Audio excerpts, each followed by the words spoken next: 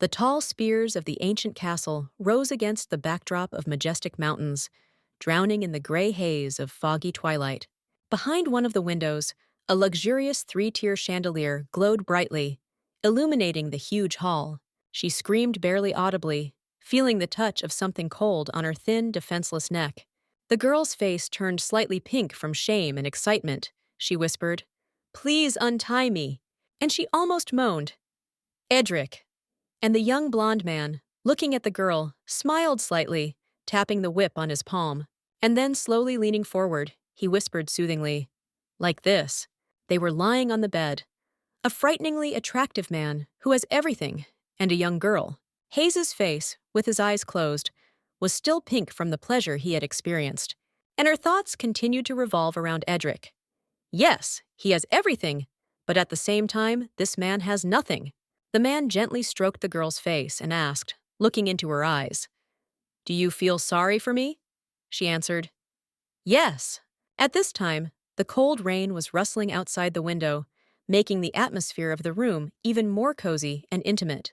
Hayes covered Edric's hand with her hand and said, "I want to help you in any way I can, because that's all I get." They lay looking into each other's eyes. Hayes's hair was spread out on the bed, and Edric continued to caress her neck. And then the man whispered gratefully, in a low voice, almost moaning the name of his beloved, "Hayes." He slowly approached her lips, intending to plant a passionate kiss on them. A moment later, their lips merged together. The girl blushed even more from such a pleasant continuation, but her train of thought continued. She couldn't stop thinking about him. The hugs he gave me, the warmth of his body. In the process of the much-desired kiss, Hayes realized, I have never felt as comfortable as I do now. From the warmth that Edric gave her, Hayes shed tears, receiving blissful pleasure. Did that mean he wanted her too? Her thoughts rushed through space at great speed.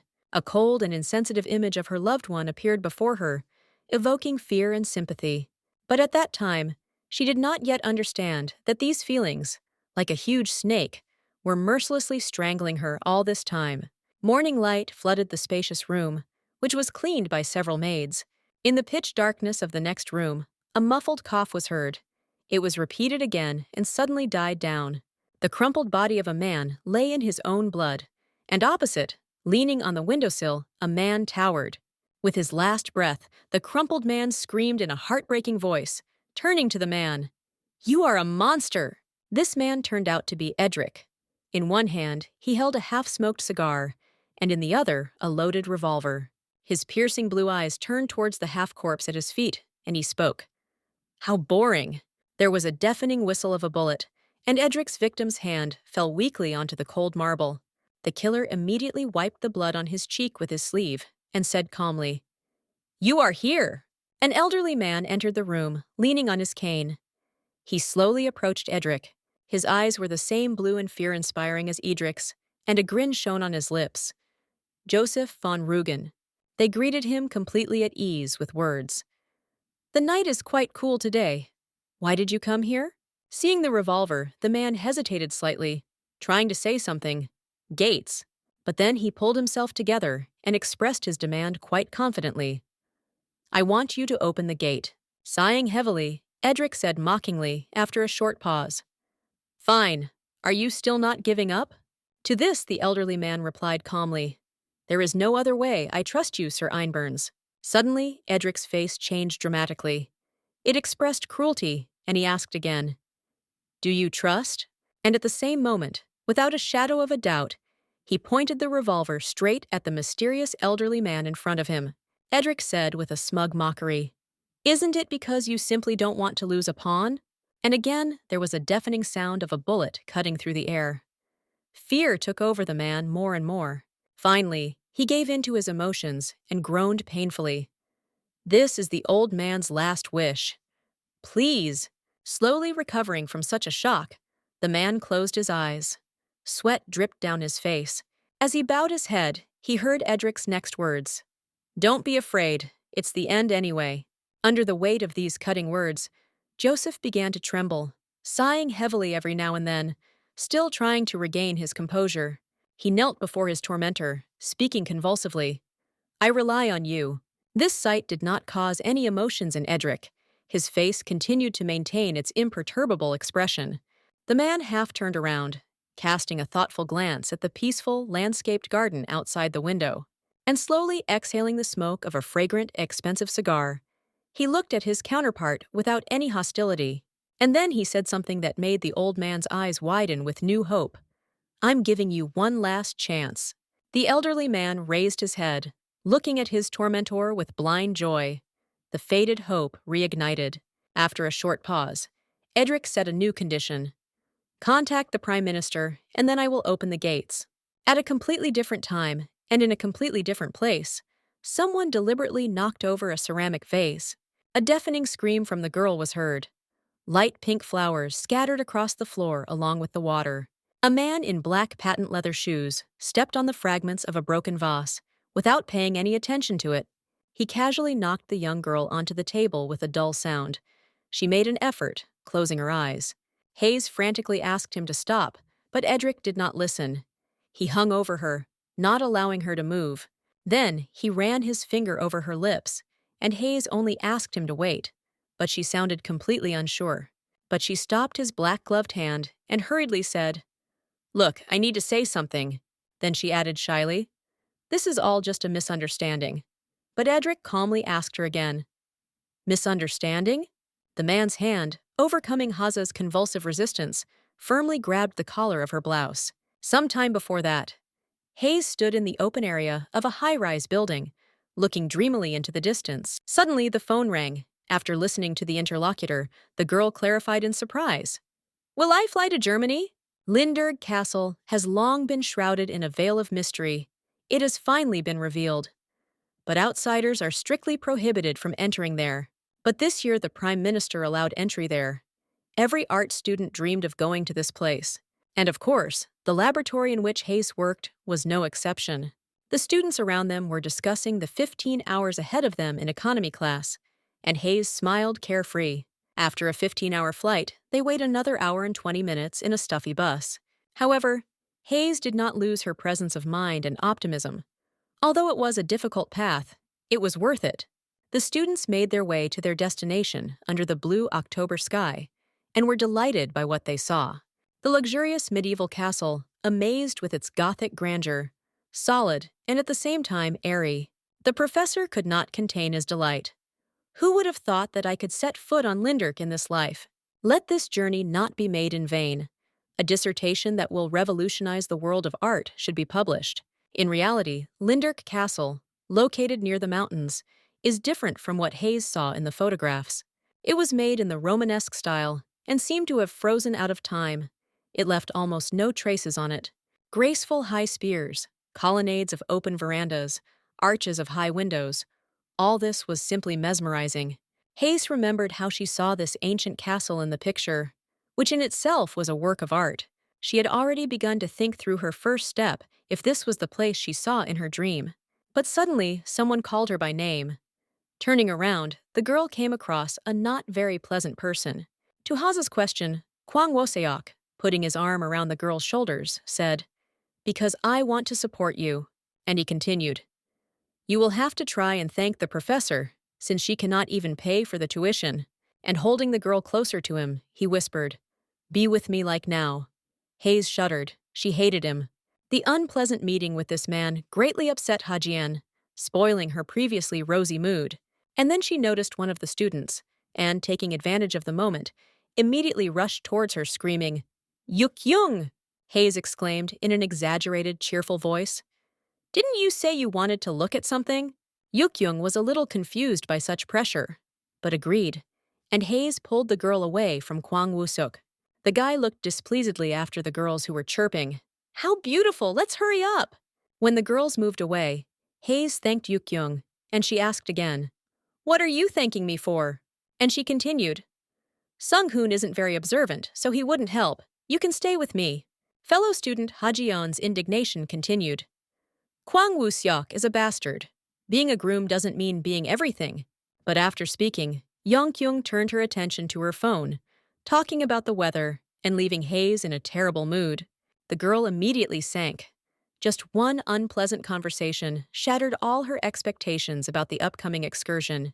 She suddenly felt terribly cold, although the sun was rising over the mountains and the heat was unbearable. The students, meanwhile, discussed opening the gate only when the owner arrived. Clearly indignant about this, one of the professors reasoned out loud, "What to do? Will they really not let us in until tomorrow? How long should they wait?" Hajian also noticed the guy's indignation and said hopefully, "We can probably get there today?" The opening period lasted 3 months. This is too little to conduct any research. But suddenly someone exclaimed, "It seems the owner has finally arrived." This made Hayes turn around. A luxurious black limousine appeared on the road. 6 men stood around it, opening the doors. Students also gathered nearby, looking with interest at the expensive car of the owner of Lindert Castle. After all, this man in black patent leather shoes is living history. His bone-chilling eyes and sharp facial features indicated an aristocratic origin. He was dressed in a business suit. The owner of the ancient castle was none other than Edric von der Einborn. General admiration could be heard from the crowd. No one could believe that they had personally seen the owner of the castle. The same one looked somewhat condescendingly at the group of his unexpected guests. Haji Yong was no less amazed than the others. This man evoked an undeniable feeling of delight in her. Still under the influence of the seductive appearance of the owner of the castle, she pointed her camera at Edric. There was a click. The girl immediately became embarrassed, lowering the camera, because it attracted too much attention to herself. Hajiyeon looked up in surprise, hoping that Edric did not notice such an ignorant gesture. But the owner of the castle's gaze was directed directly at the girl. His cold blue eyes confused the poor thing. Hayes was completely bewildered by such a sharp clash of views with such a prestigious person. But besides bewilderment, she felt some discomfort from those blue eyes. The atmosphere around her changed dramatically. She suddenly felt even colder. A shiver ran through her entire body, forcing the girl to shudder. Was this really the moment she became a target? It all probably started today. On this warm, clear autumn day, in the mysterious atmosphere of the luxurious ancient castle Linderk. And then, in the crowd, a student boy asked with interest, "Don't you think he looks like some kind of magician?" The girl standing next to him answered without hesitation, "I asked you not to talk to you about unscientific things." But the boy did not stop talking. Einborn, who inherited the blood of Faust, survived numerous world wars. Kais ignored all this, as she was not left with a feeling of discomfort after this incident. Meanwhile, the students found a new topic to discuss. This owner was a company commander and bore a noble title. But then one of the girls began to whisper, "But that's it." After a short pause, she continued with the same intonation. "Many people say that he is very dangerous." As far as she knew, he was involved in the arms trade, which was very suspicious. Rumor has it that the Einborn family has an unusual weapon, about which nothing is known to the public. There were also rumors that criminal organizations were planning to approach the Count for unknown purposes. But then the narrator stopped abruptly and looked at Hajian. "Jiyoung, are you feeling unwell?" But the girl answered, "No, I'm fine." The students turned away from Hayes with words, "Let's go, the professor is waiting." The girl optimistically decided that they just accidentally crossed eyes, and there was nothing wrong with it. She hurriedly followed her classmates, thinking to herself, "So why did you think he was dangerous?" Meanwhile, the guard explained the rules for visiting the castle. Taking photographs and bringing phones with you is prohibited. But Kazi couldn't put her thoughts in order. "Wake up, Hajian, this is the place you really wanted to see." And indeed, seeing Lindert Castle, famous for its ancient history, is what she has always dreamed of. The girl froze in the doorway, soaking in the atmosphere of the castle. The others looked around, talking enthusiastically. Unlike her companions, Hajian felt the atmosphere of the castle was quite frightening. Is she the only one who feels this? Jian finally pulled herself together and spoke soothingly to herself. "Okay, let's go. We don't have time for this." Then she moved forward, looking with interest at the monumental statues that she met here and there along the way. Rumor has it that the owner of this castle is a man with a very changeable character, and the group of researchers split up, fearing that they would not have time to explore this huge castle in 3 months. An elderly professor and fellow student, Hajiyeon Sung-hoon, set out to explore a certain area together. Hayes was intently describing what she saw and her impressions in a notebook. She wanted to study everything in great detail. When suddenly her raised gaze froze in shock, Hajian's mouth parted in admiration. Between the pilasters, she noticed a huge, bright fresco depicting a young woman in ancient clothes. Everything around was beautiful. High columns, arcades resting on them, made of heavy stone. The vault and dome form a perfectly symmetrical structure. Everything looks so luxurious and graceful, and yet very reliable. Jian got goosebumps from all this splendor. The patterns on the pilasters seemed to the girl to be no less works of art. Hayes realized that 3 months may indeed not be enough to study the castle in detail. At that moment, something caught her attention, and Hajian turned around sharply, looking behind her. The atmosphere of the castle suddenly changed dramatically. Not for the better. It became unusually frightening. It was so quiet. It even felt as if this was not the place where a bunch of students had gathered for an examination. Hajian began to quickly look around in search of who knows what.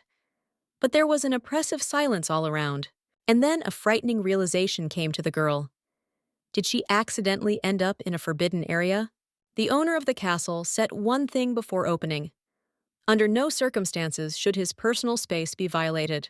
Realizing this, Kaz quickly turned in the opposite direction and decided to quickly retreat.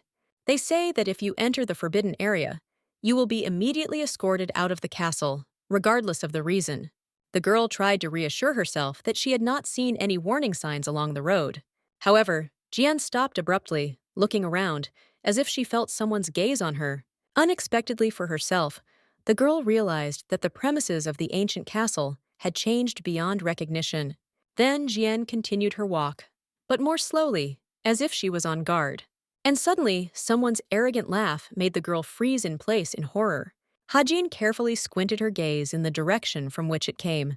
Her gaze quickly slid over the tall and stately figure of the man who was leaning on the windowsill. It was Edric.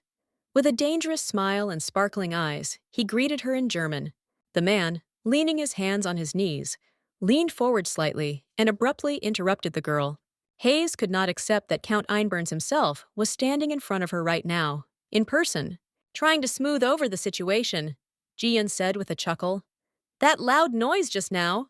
But then, she noticed that everything around her was the same as it had been before this unexpected meeting. Still embarrassed by the situation, the girl tried to continue the phrase she started, but alas, Kaza failed. Edric interrupted her with his question completely unexpectedly. "Don't you speak German?" Without allowing Kaza to object, he asked another question, but in English. "Maybe you know English?" But the girl hastened to justify herself. "I just got lost, forgive me, sir. More precisely, Mr. Einburn."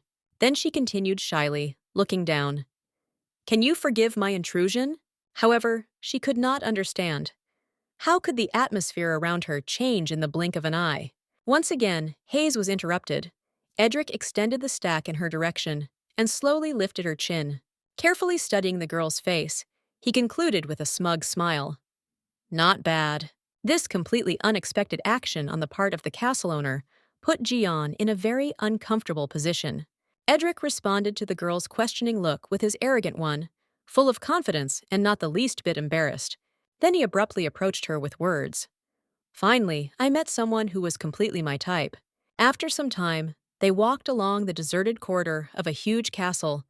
There was absolute silence around. Edric remained as calm as ever, but Haza could not put her thoughts in order. Wrapped in her cloak, she thought that the owner of the castle should apologize for those rude actions. Count Einburn quickly realized his mistake and returned to his everyday image of a noble gentleman. Just a little earlier, he was saying such obscene speeches, but now he is silent, maintaining an imperturbable expression on his face. But then Count Edric Einburn himself broke the reigning silence with his question. "You are from Korea, right?" They stopped and Hayes nodded in response. Then he continued. "True, from the south. I haven't met anyone here from the north." Edric then asked Haza's name, and she immediately said it. The man turned sharply towards the girl, and Hajian hastened to give her interlocutor an explanation. "Ha is my last name, and Jian is my first name." In response, Edric remarked with a smile, "It would be much easier to call you Haza." This confused the poor girl even more. She was very surprised and hurried to ask the man her question. How did you find out about my nickname? Then Jean suggested that Edric call her that if he wanted, and the Count gladly agreed. Hayes blushed, noticing his smile, because she saw her for the first time, and now, it seems, she cannot take her eyes off her. Finally, they approached a carved double door, simply amazing in its monumentality. Hayes froze in shock on the threshold and heard the throw in a casual tone. After you. The girl stepped inside the luxurious office, clasping her hands in front of her in excitement and feeling the examining gaze on her back. Hayes realized that it was Count Einburn's private office. Each of his curiosities looked amazing. Hayes's brown eyes glanced at the incomprehensible, complex drawings laid out on the table. The girl became interested. What is this? And then I heard the answer to my mental question from Count Einburn himself. The man leaned towards the girl's ear and whispered in response to her mental question. This is a drawing of a rocket engine. Hayes knew. He ran a military company. But does he make the blueprints himself? Now she will have problems because of this? But Edric, like a true gentleman, hastened to calm his guest. It's okay, it's not finished yet. Walking around the girl, the man walked to the table and gracefully sank into a comfortable work chair. Edric then calmly made the following statement.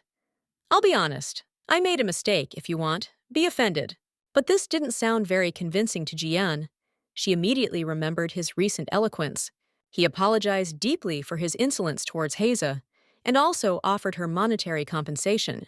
The question about the amount of compensation confused the girl. She froze in her chair, thinking about everything she had just heard. Edric also continuously glared at the guest, impatiently waiting for an answer to his proposal. His cold, bone-chilling blue eyes looked straight at the girl, not allowing her to concentrate. It seems that he deliberately put Jian in an awkward position, as if he was counting on her insecurity. Then, Count Einburn was the first to decide to break the silence with another question. Am I scaring you that much? This reminded the girl of everything that had happened earlier. Their first meeting near the car, and the last one, was not the most pleasant. And then she decided to tell the Count everything as it is. I probably feel this way because of what happened before. The owner of the castle assumed this with the same equanimity. I think you were afraid of me from the very beginning. Count Edric thoughtfully drummed his long aristocratic fingers on the armrest of his chair. Their last meeting flashed before Hajin's eyes again, reminding her of herself like a painful scar. The girl herself did not notice how her cheeks turned pink and her breathing quickened.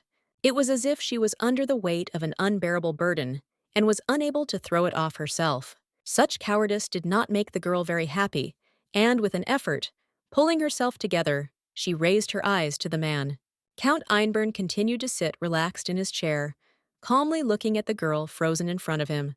Hajin's expression subtly changed, and from pitiful it turned into almost decisive. And she said, because you can easily destroy me. Such an unexpected statement greatly surprised the Count, but the girl immediately tried to justify herself, because she considered her words completely inappropriate. There was no response from Edric, so Jianna decided to continue her speech. That's not what I meant at all. She concluded by saying, I just feel this way because you are such an important person. And then Count Einburn burst into laughter, as if he did not notice his companion's embarrassment and timidity at all. The man then apologized and spoke. You don't have to give an answer right now. Tell me when you've thought it over. Hajian leaned back in her chair and looked down, wondering how to get out of such an embarrassing situation. However, the girl could not shake the feeling that she had missed something very important. It was as if Mr. Einburn's cold and penetrating eyes did not allow her to concentrate on the most important thing. Then, Jian finally decided that that strange transformation of the corridor was just an illusion, and glancing towards the window I thought, how beautiful everything looks in the sunset. And then the realization came to Jian that she had lost track of time. The girl turned sharply towards the door. Hayes politely said goodbye to the Count, who in turn said, A servant is waiting in the hall to show you off. And then his searching gaze turned to the girl, and he said with a smile, See you soon, Hayes.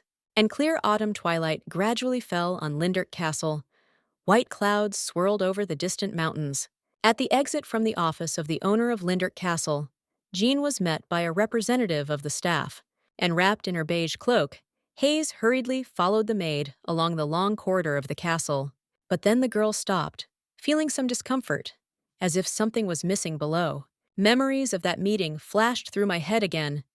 Jiyeon realized that she was not wearing underwear. The poor thing immediately blushed and quickly hurried to catch up with the maid, who had almost disappeared around the corner. It seems that what happened to her was the worst thing that could ever happen. The night gradually came into its own. The illuminated windows of the castle slightly dispersed the approaching darkness. Classmates met the girl in one of the rooms of Lindert Castle. They were extremely surprised by her appearance. Kwang Woo-seok, who was in a bad mood, turned towards Jiyeon, calling her by name. Everyone's attention did not put the girl in a good mood, and she shivered and lowered her eyes.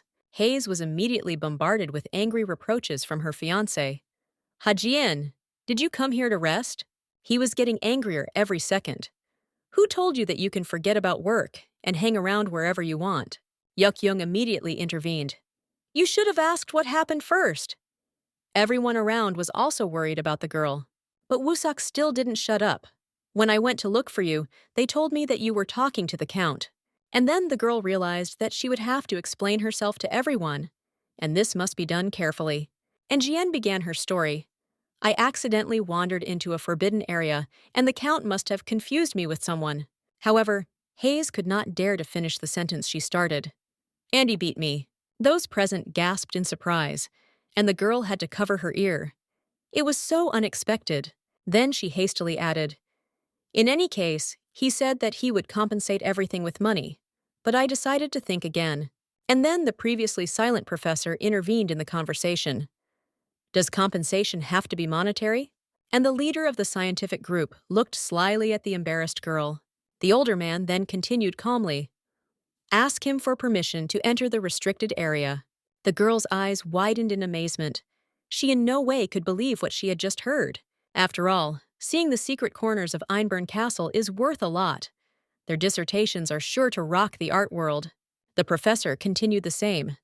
"Our graduate school will be the first to shed light on the secrets of Lindert Castle."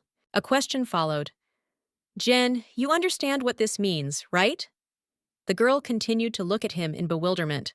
Realizing that he had not been able to fully convince Haas, the professor continued, "This is a chance to correct all your mistakes, Jean." The German chancellor made a lot of efforts to ensure that the castle was agreed to be opened for just a few months. The girl tried to object, but suddenly she again felt that she was among strangers. They were pressing on her from all sides. Everyone was silent, waiting for a positive answer from Jiyeon, but she suddenly felt terrible devastation.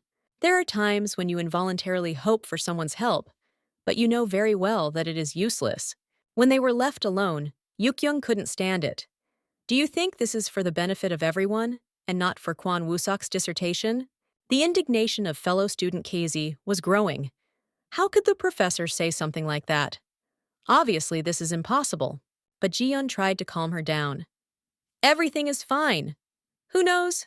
Maybe everything will work out. And then everyone will benefit." But then the girl started thinking about what the professor would do if she couldn't get permission to enter. Yuk-young was now also starting to worry about her friend. An awkward silence hung in the room. Hajin decided to be the first to break the reigning silence. "It's just a small thing." "Can I go first then?" Yuk-young hurriedly stopped her. "But you haven't had lunch yet. Can I buy you something?" After the girl asked for a hamburger, Yuk-young apologized for her inaction in the situation. Although Hayes said that there was nothing wrong with this, she was far from all right in her soul. The girl realized that the one who took her to Germany was the professor, and there was no way to refuse him. She sank exhaustedly near the front door of her house, thinking about everything that had happened today. Time passed, and Jean could not find the strength to get to her feet and even change clothes. With every second she became colder. This cold was terribly unbearable for Hayes. She was ready to fall asleep right there, at the front door. But suddenly, an unexpected sound made her jump. It was a call on her phone. Someone completely tactlessly decided to disturb the poor thing in the middle of the night. Hajin's mind was lost in space, taking her long before this day. She was very little and walked with her mother through the huge museum. And then the little girl's attention was caught by one of the paintings. The girl turned to her mother with a sincere childish smile. Mom, look!" How cool it is! This was definitely one of the warmest and most pleasant memories in Hajian's life. Then her mother spoke promisingly. If you become a curator, you will be able to organize such exhibitions yourself. And then she added, and you can also buy works of art yourself. Isn't that great? Then a dream arose in the heart of little Hajian to become a curator and invite her mother to an exhibition. Jian will always remember her mother's smile. It was brighter than the rays of the sun and illuminated the whole world. But not everything in the girl's life was always so bright and beautiful. Of course, there was a dark side to her. Constant quarrels between parents, either because of infidelity or because of something else, did not give the child peace. It was unbearable. Listening to the screams of mom and dad behind the wall and sitting with my legs crossed, afraid of every rustle. In those moments, her mother did not look happy. She could not hold back tears of resentment, quarreling with her husband. Family life was bursting at the seams with each such quarrel. The poor thing grew up in hatred and resentment. But even when her parents divorced because of her father's infidelity, Jian remained true to herself. And even when she had to leave her mother due to financial problems, the girl did not give up. And even after leaving home, and even when she found herself in loving arms again, happy moments of distant childhood flashed before Hajian's eyes every now and then, not allowing her to forget them. There was still a glimmer of hope in Haza, that everything would be fine, and she would regain her happy and intact family. But at one point, returning home, she saw the lifeless body of her dear mother. It turned out that she had a brain hemorrhage, but it was still possible to save her. Jian remembers sitting in the hospital corridor and counting the seconds until the doctors appeared. After all, now her mother has fallen into a deep coma and, most likely, will never regain consciousness. What should she do now? Where to go? The girl could not imagine her life without this man. At that moment, Jian's father wanted a stable job, and just at that moment, Quan Wosiak became interested in it. And then her father began to use his daughter on a regular basis, absolutely not ashamed of it. He literally sold out Jian to impress CEO Quan Wosiak's father. For this, the girl received everything she needed so much: money for a hospital for her mother, and for her studies. Picking up the phone from an unknown number, the girl was the first to start a conversation, greeting the interlocutor. The conversation continued. Call your fiancé Appa. There will be a meeting with Director Quan soon. Behave yourself. To this, the girl answered humbly. I'll take care of it. Please don't forget to pay mom's bills. The conversation was over, and the girl's thoughts again circled around her mother and her dream of becoming a curator. That is why her request to Count Einborn must be crowned with success. She will make every effort. The very next day, Jian was sitting in the office of the owner of the castle and was terribly nervous about one thing. She has been sitting here for a whole hour. Mr. Einborn is still not there. How can you not be nervous? But just when she had time to think that this was too much even for the Count, he immediately appeared before her. Jian immediately rose from her chair and said, smiling, I know you're very busy, so thank you for your time. To this, Edric, walking around the chair on which the girl was sitting, casually threw it back at her. No problem. He stood opposite, but continued. I heard that you want to talk about compensation, Jian said decisively. I'm very sorry, but instead of financial compensation, I would like something else. Although the girl sounded determined, in reality, her hands were shaking and her eyes nervously ran around the room. Then, gathering her strength, she finally finished. Could you allow us to see the closed parts of the castle? Edric asked the girl. So you're asking me to show you the restricted area? Hayes nodded in response. The hand of the owner of the castle, dressed in a black glove, lazily reached for the cuff of his black stylish suit. The silence seemed to last forever, but then the Count decided to break it. This is a very unceremonious request. Then Count Einborn opened the cigar box and took out one of them, looking sideways at his guest. But suddenly, his blue eyes froze on the girl, and Edric asked unceremoniously, Do you smoke? Jian was very confused by this question. She looked up at Mr. Einborn and shook her head. But then the girl suddenly realized that a master's degree is a prerequisite in the big world of art. She must persuade him to do this. Then Hayes said hesitantly, But I'm very interested in learning about cigars. Hajin then asked carefully, Teach me. Then the Count's lips broke into an intriguing smile. slowly bringing the cigar to the small guillotine. The man said lazily, "I seem to be a bad influence on you." Hayes sat on tenterhooks, anxiously watching the actions of the owner of the castle, when suddenly a piece of cigar fell on her shoulder. When the deed was done, he reached for her chin with one hand, while Edric gracefully held a cigar in the other. Before the start of the lesson, the man ingratiatingly asked his student, "Do you still want to try?" The girl was silent, looking straight into Count Einburn's eyes and wondering what she should answer. Jian then sighed and responded positively. Then she opened her mouth slightly, ready for the most unpleasant sensations, and then she felt the tip of a cut cigar between her lips, and she automatically raised her hand to her face. A smug smile graced Edric's face. He watched everything that was happening with obvious pleasure. From the outside, this scene looked very ambiguous. Fortunately, there were no witnesses to what was happening. Continuing to hold the cigar in one hand, the man slowly brought his other hand to the back of the girl's head.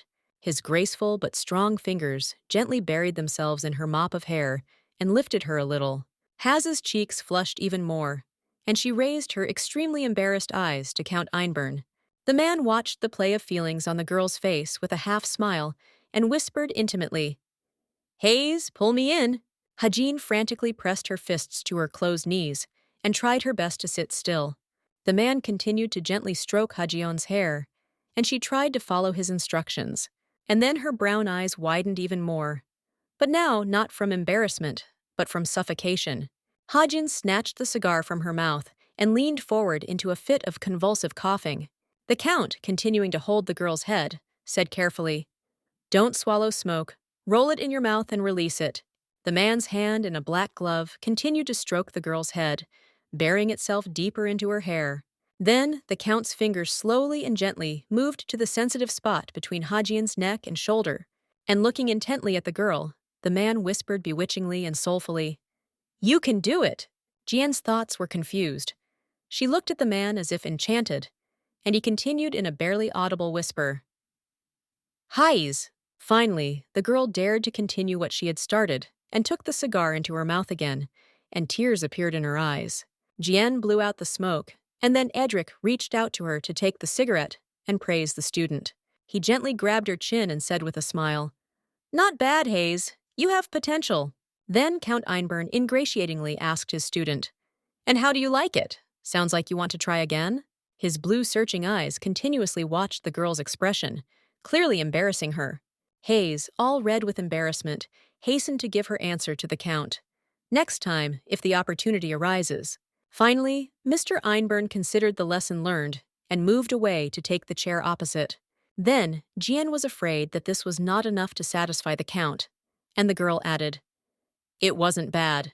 Edric did not answer anything to this. He silently lit the same cigar that Hayes had just studied on. Then Count Einburn broke the silence. "I didn't expect you to ask for this as compensation." The girl felt guilty, so she blushed again, and Jian hurried to apologize. At first, the man did not react to her apology, but continued to silently smoke a cigar, looking at the guest. But then he suddenly said, looking her straight in the eyes, and thereby terribly embarrassing her, "I'm curious about something." Through the panoramic window, muffled sunlight, scattered by autumn leaves, penetrated into the room. Count Einburn did not finish his question, and an even more awkward silence formed in the room. But then Edric suddenly asked, "Have you seen this?" The girl immediately understood what exactly was going on. Her eyes suddenly widened, revealing Hayes's inner excitement, which was growing stronger every second. Of course, he meant that illusion, a completely destroyed corridor that was previously safe and sound. The Count did not say directly, but his hint was not difficult to recognize. Of course, he was asking about these ruins.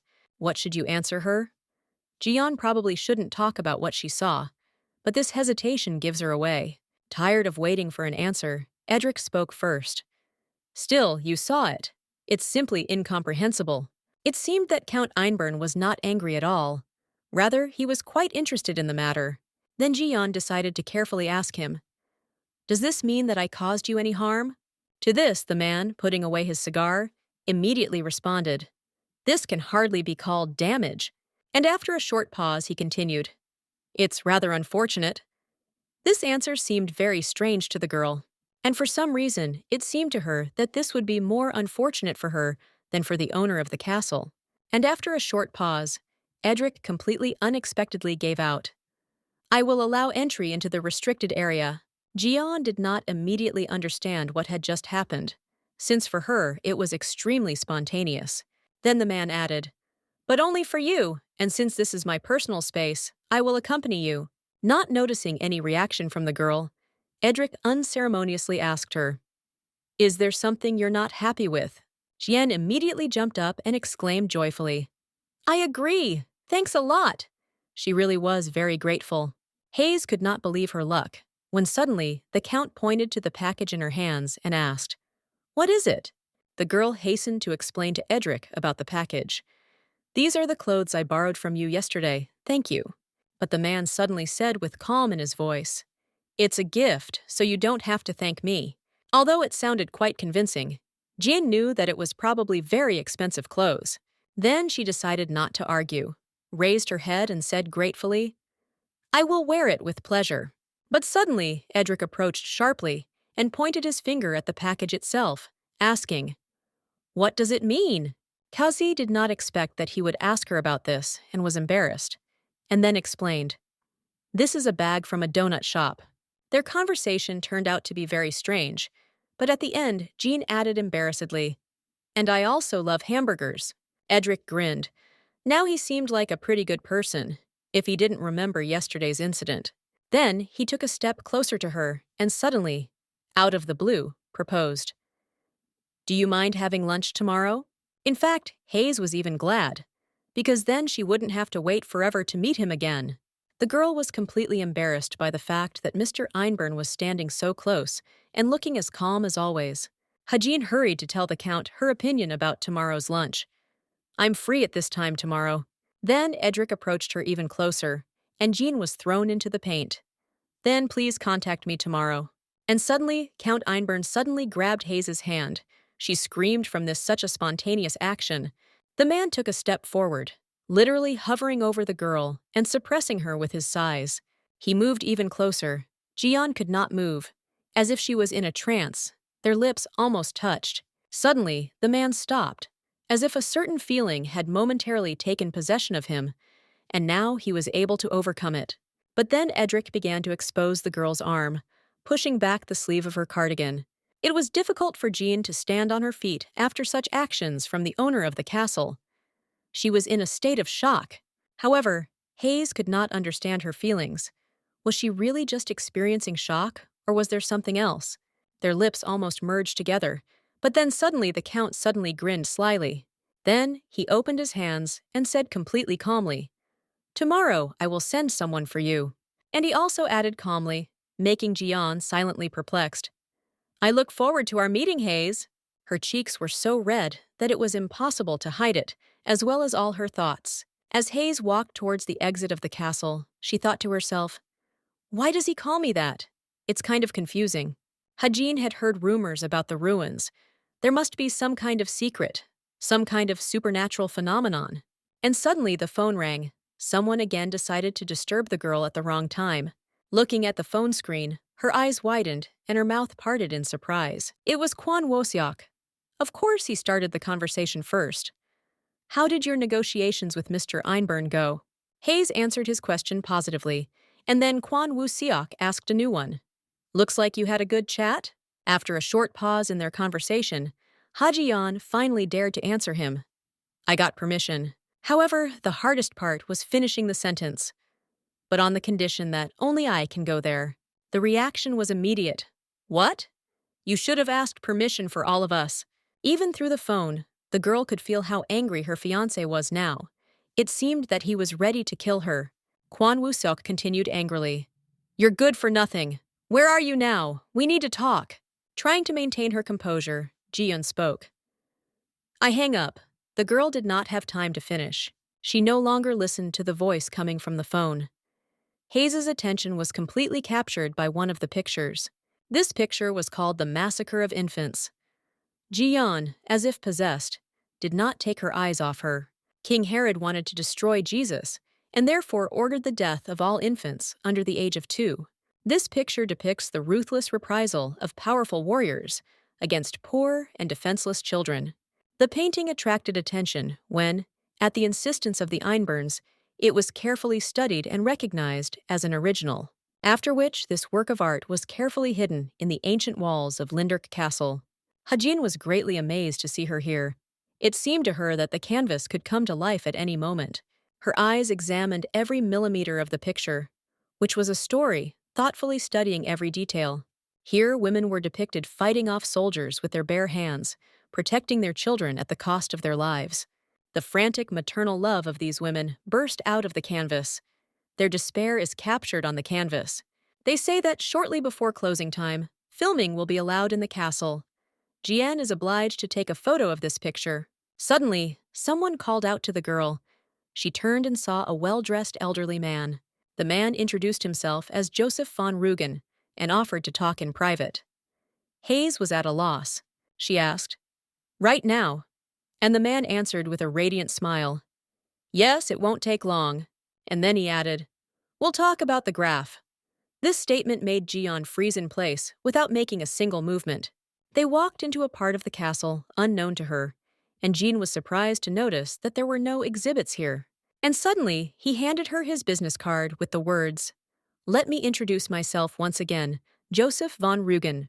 Jian followed the lines on Joseph's business card and realized that he ran a well-known pharmaceutical company. When Haz wanted to ask about the topic of their conversation, the man interrupted her. "You've been to a restricted area, haven't you?" For a moment, the girl froze silently. She tried to find the right words to justify that incident. Hajian began her explanation rather hesitantly. "Regarding this incident, I have already apologized properly." But Mr. Joseph von Rugen interrupted her. "Miss Hajin, let me get straight to the point." The girl froze in anticipation, and meanwhile, the elderly man continued. "We need Count Einburn's allocations." Kaz was extremely surprised by this unexpected turn of events, and carefully asked him again. Then the man calmly added, "Even a tiny amount will be enough, just bring it to us."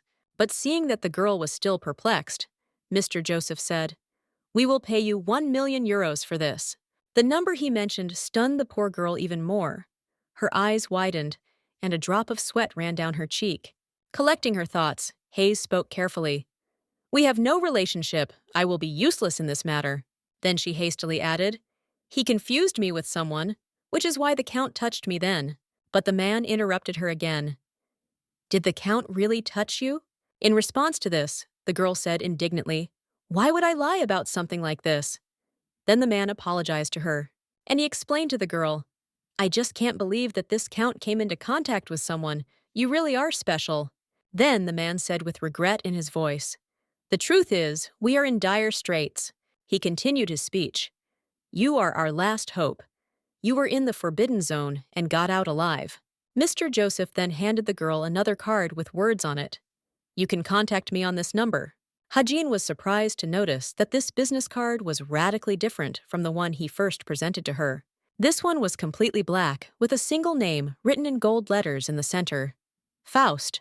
Then, Casey decided to turn the received business card over and look at its reverse side, which was no less interesting. The girl thought to herself with some indifference. A business card promising 1 million euros. "After studying the business card," she said calmly, "Sorry, but I think I should give it back to you." But suddenly, the man lifted his hat, looking Jean straight in the eyes. "Please keep it with you." He did not take his searching gaze, which showed open interest, from the girl in front of him. Kaza was haunted by one question. Where does this person have so much confidence in himself and his words? The huge building with high windows was already covered with the veil of night, and the moon was sparkling in the sky. The girl turned her gaze to the window from which bright light was leaking. There were heavy blue curtains hanging in the room.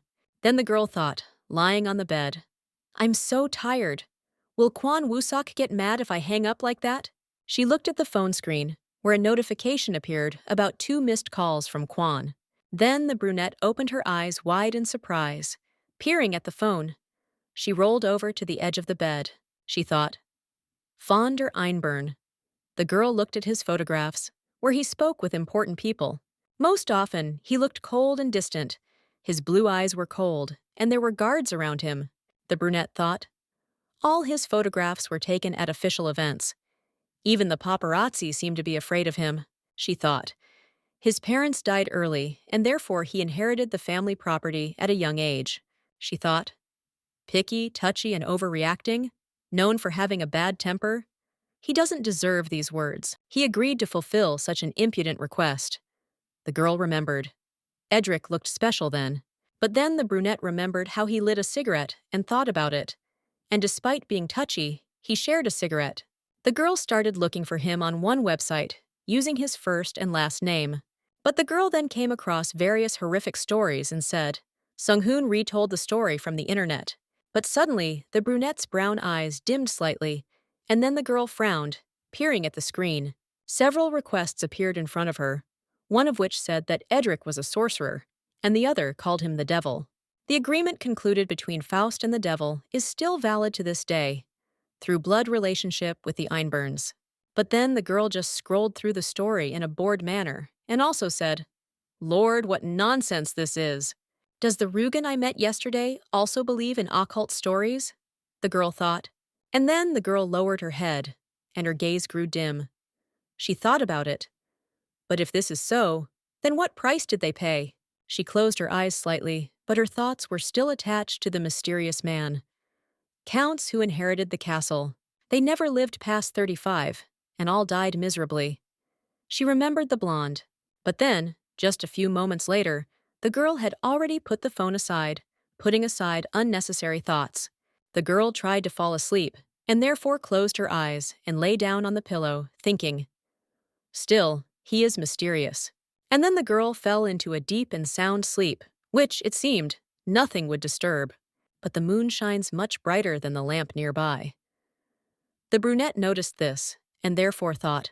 Then, just a few moments later, the girl was already sitting on a small sofa near the window. But then, the brunette saw the Count in front of her. He stood opposite the window, and smiling, called her. The girl did not at all expect that this was really possible. She opened her eyes wide and also blushed. But then the blonde leaned closer to her, lifting her chin. He didn't stop smiling. Then the girl immediately understood by looking at his movements. Incomprehensible emotions drove me into a corner.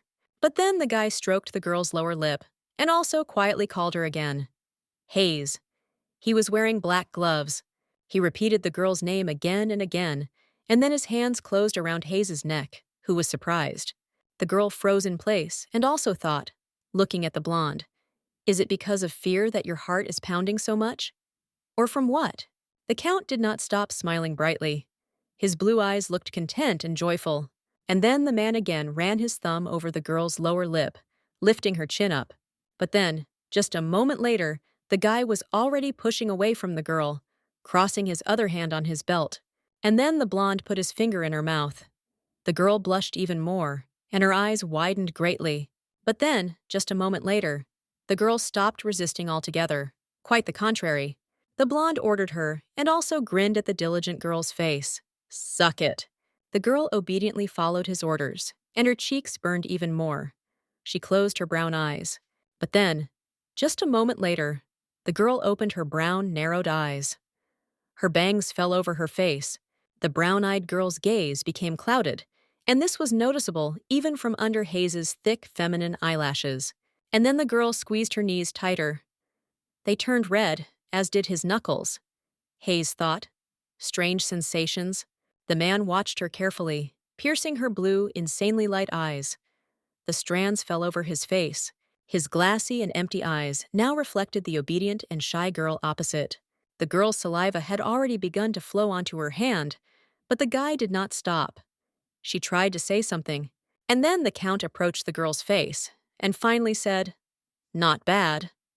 The brunette was surprised by such a compliment. The finger went deep enough to touch the palatal tongue, but I tried my best not to spit it out, she thought. But at the same time, I didn't want to do it, the brunette thought, looking at the guy in front of her. Tears flowed from my eyes. The warm smile he gave me seemed understanding. The brunette remembered the face of that blonde.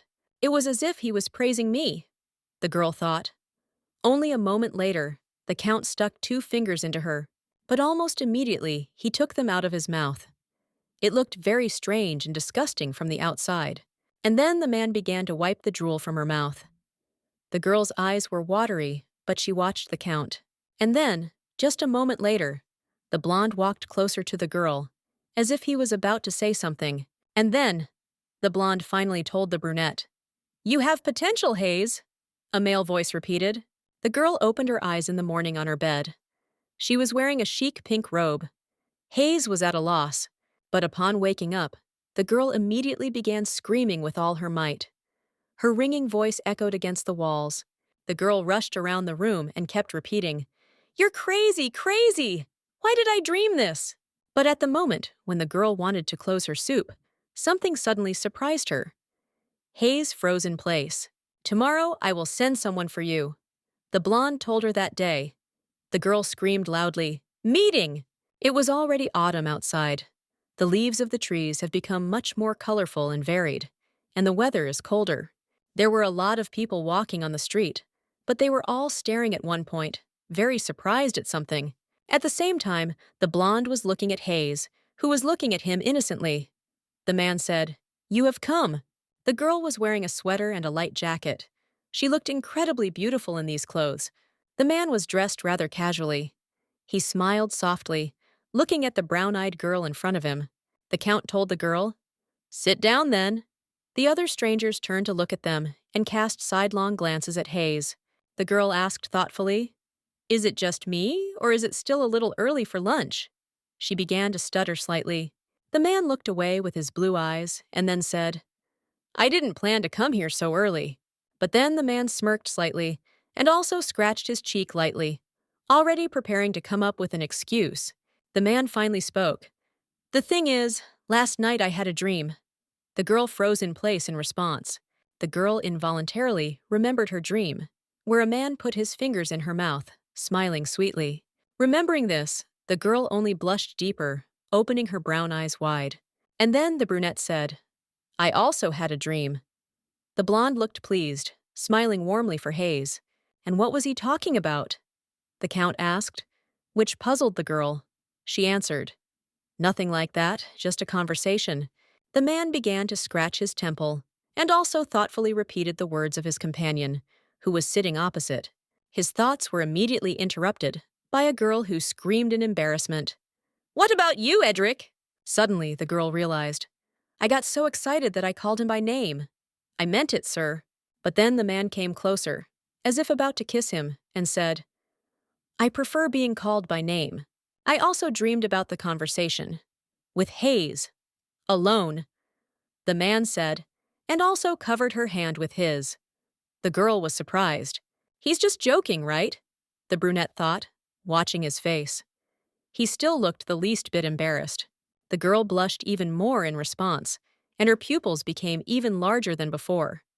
She thought. And if not, the girl continued to repeat, "Please stop looking at me." The Count smiled even wider, and then the blonde finally asked, "Why?" The embarrassed girl said, stuttering, "Just stop." But suddenly, in order not to develop the topic, the girl shouted, "Hamburgers! Let's eat hamburgers! I'll treat you!" On a plate in front of the girl was a hamburger, fries, and nuggets. It all looked very tasty. The girl opened her eyes wide, and then thought, looking at the hamburger, so big. She looked at the people who were watching Edric and thought, "This region is named after Einborn. He eats without using cutlery. This looks so wrong." The girl thought, looking at the blonde. "Are hamburgers really that good?" the man asked, looking at the brunette, whose face was smeared with crumbs. Then the girl answered, "Yes, they are delicious. Since they contain bread, meat, and vegetables, you can get proteins and fiber." But then, the girl suddenly fell silent. Her cheeks were very red, and her eyes were wide open.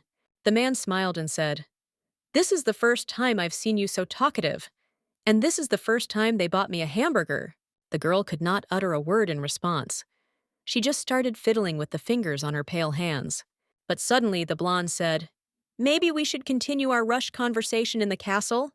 He extended his hand. People turned around and watched them. The girl noticed this and therefore said, "I'd rather continue at the castle." Then she thought, looking at the snow-white car next to Edric, Is it normal to drive such an expensive car? But in the end, the girl still sat down in the car seat. She buckled up, examining the situation, and then the man adjusted the mirror there. His gaze again became stern and cold, like steel. We go straight to the castle, the blonde said and started the car, driving through the autumn streets of the city. The girl opened her eyes wide and also blushed with joy. She thought, such a pleasant breeze. I heard that you met Rugen yesterday. Suddenly, Edric decided to start a conversation with the brunette next to him. The blonde narrowed his eyes and then said indifferently, You must have been asked to get my sperm. Hayes then looked away with her brown eyes, watching the blonde, and asked awkwardly, How did you know? I know everything that happens in my castle, the blue-eyed man said. The girl looked at him cautiously. She again remembered that evening when a strange elderly man approached her with such an unusual request. Then Hayes began to squeeze the straps with her hands, as if trying to calm down and push away the memories. Hayes said, They said they would give €1,000,000. And the blonde asked, And when are you going to fulfill the contract? Then the girl opened her brown eyes wide, watching the blonde in front of her in surprise. She said, I refused. Edric asked, Small reward? Or because of the groom who didn't buy a ring? Then Hayes kept repeating, No, not because of this at all. First of all, refusal to a strange request is natural. The man rubbed his lip and then said boredly, It looks like you have no intention of having sexual relations with me. But then the man suddenly grabbed the belt in the car and asked in bewilderment, Why not? Then the girl lowered her hazy brown eyes, and her cheeks turned bright red. She tried to say something. And then Hayes finally spoke. It seems like you've been through this many times before. She looked out the window. Edric replied, To some extent, yes. Even intelligence agencies sent spies to have sex. The blue-eyed man turned his gaze to the girl next to him and said, But until now, I haven't touched anyone. The brunette was very surprised, and therefore again turned her gaze to the landscape outside the window, not wanting to look at Edric. She noticed in the rearview mirror a black car that had been following them along the empty road for a long time. But suddenly, these machines began to appear more and more. They were clearly chasing them at breakneck speed. The girl said fearfully to the blonde, who frowned and clenched his jaw, Black cars are behind us. And then? The man suddenly asked an unexpected question. Hayes, do you like to ride roller coasters? Then the girl answered, Not good. But the man seemed not to care at all. He just stepped on the gas. The blonde then said, frowning even deeper, Now I'm just going to drive the car a little rough. Then the man tried his best to make sure that the black cars could not catch up with them. The girl screamed in fear, squeezing herself into a chair. What's going on? She held on to the belt tightly, but their pursuers were getting closer and closer to them. No amount of speed in Edric's car would have helped them escape. And then they attached a chain to the white car, so that now they could not get far from them, escape. And suddenly, the white car began to slow down. It seemed as if her wheels were enveloped in heavy, impenetrable smoke.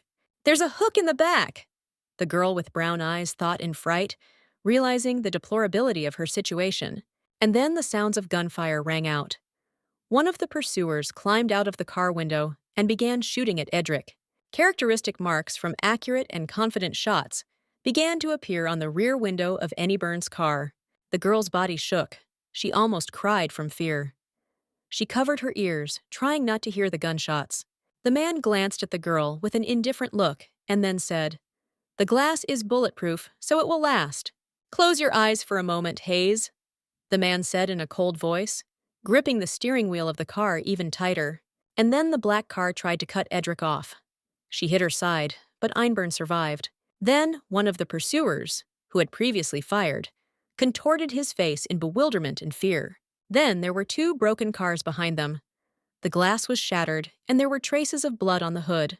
The girl opened her eyes in surprise and immediately turned her gaze to Edric, asking in bewilderment, Is it over? But then she opened her eyes even wider. She saw something she clearly didn't expect. Her hair was disheveled. A huge black weapon appeared right in front of her eyes, the barrel of which sparkled brightly, reflecting the sun's rays.